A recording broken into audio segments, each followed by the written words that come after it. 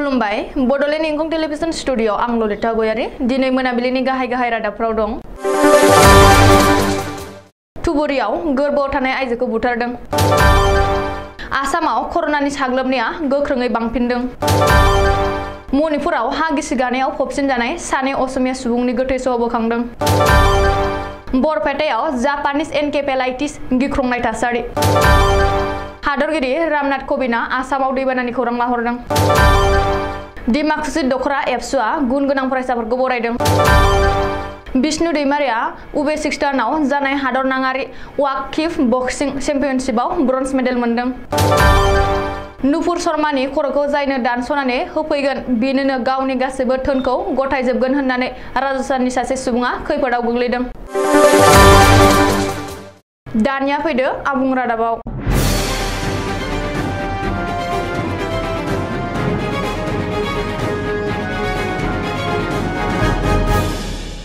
रायजोआव फिन मुगैथाव बुथारनाय जाथाय।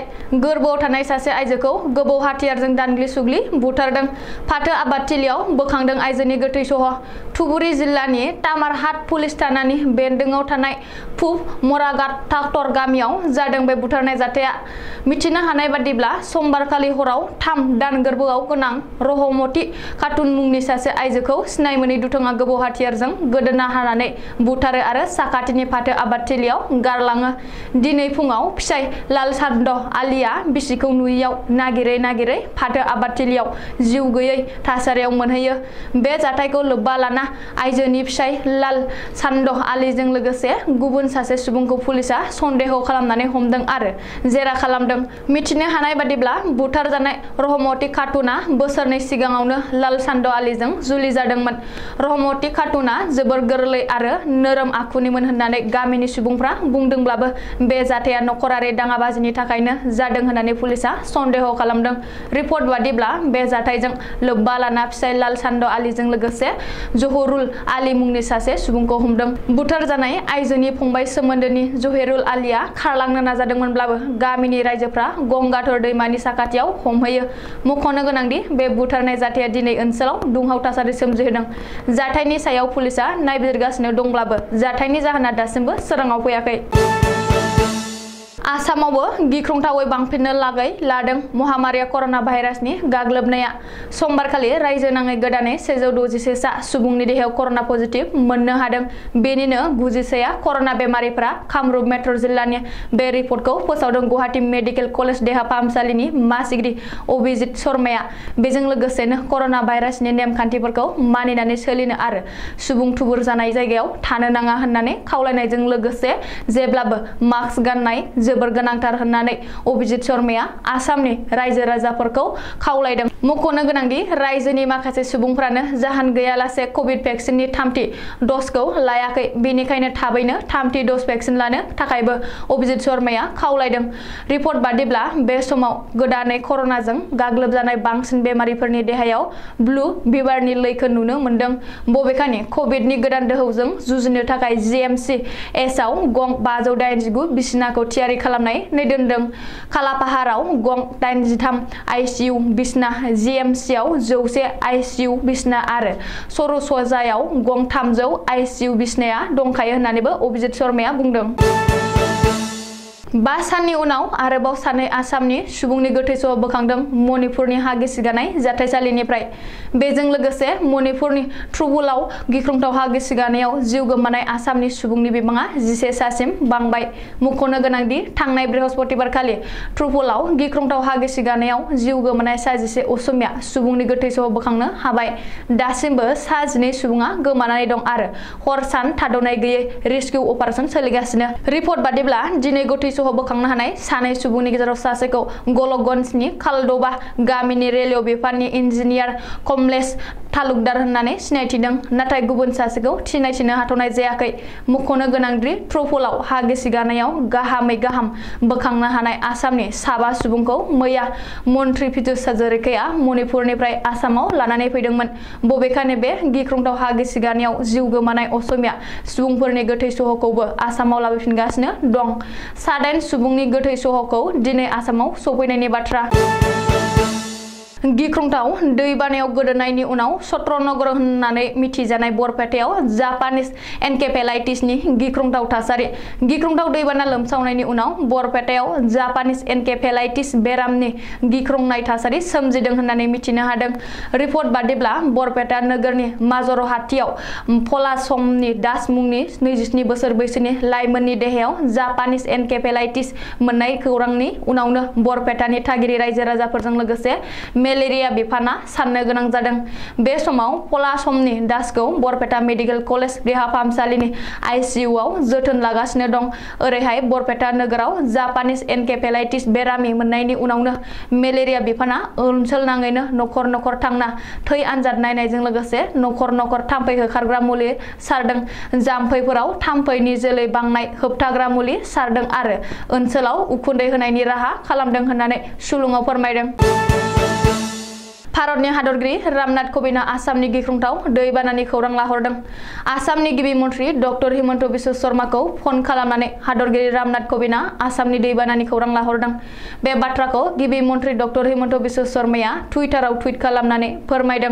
मख'नो गोनांदि हादरगिरि रामनाथ कविना आसामनि दैबानानि थासारिखौ खौरां लानायजों लोगोसे गिख्रंथाव दैबानानि थासारिनि सावगारि थागिरि रायजो राजाफोरा रैखाथि बादायाव थानाय एबा रिलिफ सावगारि रेस्किउ अपारेशननि सावगारिफोरबो बिहरदों होननानै गिबि मन्थ्रिया टुइटाराव टुइट खालामदों। बेजों लोगोसे आसामनि बे अलखद थासारियाव हादरगिरिया खौरां लाहरनाया दै बानानि हेंथायै जुजिनायाव आरो रायजो राजाफोरनि खामानि मावनायाव आसाम सरकारखौ थुलुंगा होदों होननानैबो गिबि मन्थ्रि हिमन्त बिश्व शर्माया टुइट खालामदों।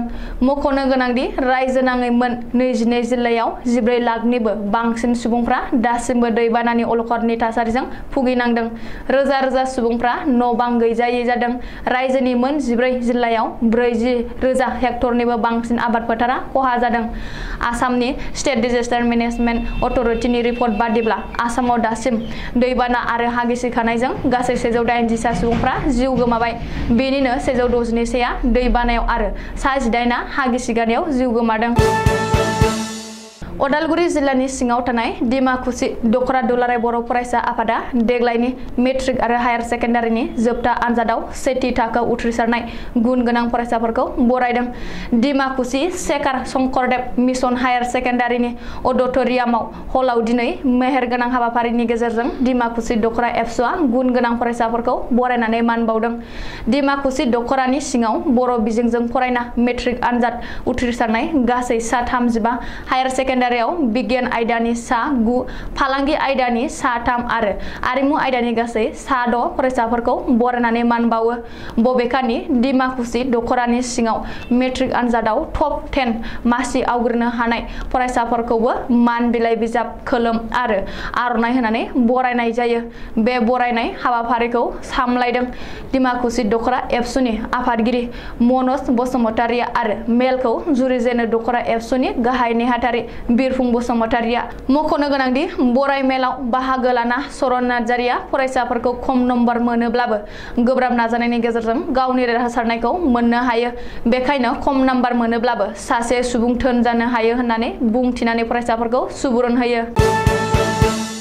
अदालगुरि जिल्लानि मासबाद ओनसोलाव जोनोम मोननाय जाखांफुनाय लाइमोन गेलेगिरि बिष्णु दैमारिया उबेसिक्स दानाव जालांनाय हादरनाङारि वाक किक बक्सिं चेम्पियनशिपआव ब्रन्ज मेडेल मोननो हादों। बे खौरांखौ मोननानै मासबाद समष्टिनि बिपिएफ नि एमएलए सरन बर'आ जोबोर गोजोननाय फोरमायदों। ससियेल मिडियायाव एमएलए सरन बर'आ मिथिहोदों दि उबेसिक्स दानाव हादरनाङारि वाक किक बक्सिं गेलेहैनायनि सिगां बिष्णु दैमारिया एमएलए सरन बर'खौ लोगो हमलांदोंमोन आरो गावबो एमएलएआ बिष्णु दैमारिनो माखासे बोसोन होनो मोनदोंमोन। आथिखालाव एमएलए सरन बर'आ बिष्णु दैमारिनि ब्रन्ज मेडेल मोननो हानायाव जोबोर गोजोननाय फोरमायदों।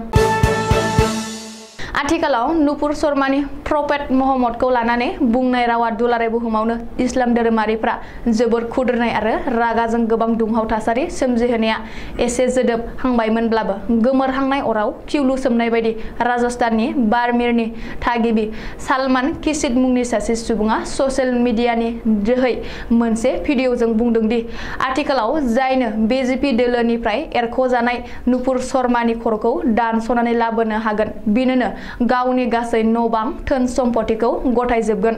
बे बिथिङाव बार्मिरनि एडिशनेल पुलिस सुपारिनटेन्डेन्ट बिकास सवागवाना बुंदों दि गावबो मोनसे वाट्सएपनि जोहै बे भिडिअखौ मोनबाय। पुलिसआ आथिखालाव सालमान खिसिदखौ हमनो नागारगासिनो आरो नाजागासिनो दं आरो बेखायनो सिगां बार्मिरनि खाजा साहेब आरो मोहम्मद साहेब दरगाहयाव सोंस्लुहैग्रोदों मानोना बिसोरो सालमान खिसिदखौ बै भिडिअआव बादा होनायनि फुटेजबो दंमोन होननानै खौरांगिरिनि सिगाङाव फोरमायदों। मानसिया थैयोब्ला गावनि खुगायावनो थैयो होननाय बादिनो सालमान खिसिदनि बेलायावबो बिब्दिनो जादों। मख'नो गोनांदि बावैसो सिगाङाव राजस्थाननि उदयपुराव नुपुर शर्मानि बुंनायखौ ससियेल मिडियायाव मदद होनानै सोरबा सिनाय मोनै उदखारिजों खर' दानस'जादोंमोन। दिनैनि रादाबा एसेनोसै, गोजोन्थों।